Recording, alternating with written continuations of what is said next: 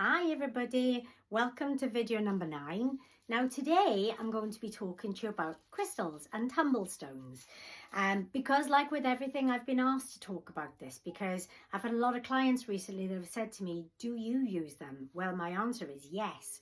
But like all of the videos, I like to take on a little bit of a journey to understand how I first got introduced to crystals, which is what I've got in my hand here. This is aventurine. Let's go back to America when I lived in the States.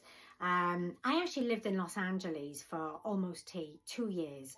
And I was managing a property on Cannon Drive, which was 2 rows over from Rodeo Drive in Beverly Hills. And it was when I was back in the spa days. I was managing a day spa there at the time. And I was hiring for therapy positions, and I was introduced to a gentleman called Emmanuel. He'd come along for an interview. Now, Emmanuel was one of the most incredible therapists I'd ever met in my entire life. And I'm going to explain to you why. He was actually deaf.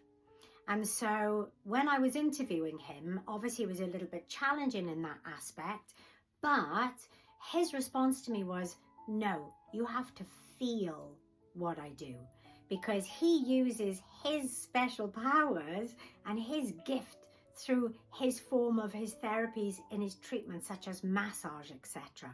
So one of the perks of the job at the time was hiring somebody off to check out whether they're any good or not at what they do.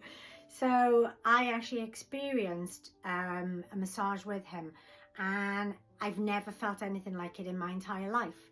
I actually cried after the exam that I was giving him, because it empowered me so much and brought so much emotion out of me that I sat down with him and I spoke to him for an hour solid to ask him, how did you do that?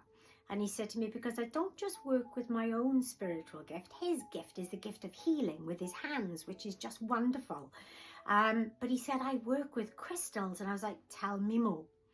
And so from that moment, he actually educated me on crystals and on tumblestones and on gemstones. And I will tell you that whenever I'm going through certain situations, I will pick it up. And that's exactly what I've got in my hand here, like I said to you earlier, because sometimes we have emotions and we don't know what they are. Sometimes we don't know how long they're going to be with us for. Sometimes we don't know how to get rid of them, like a bad penny, right? But what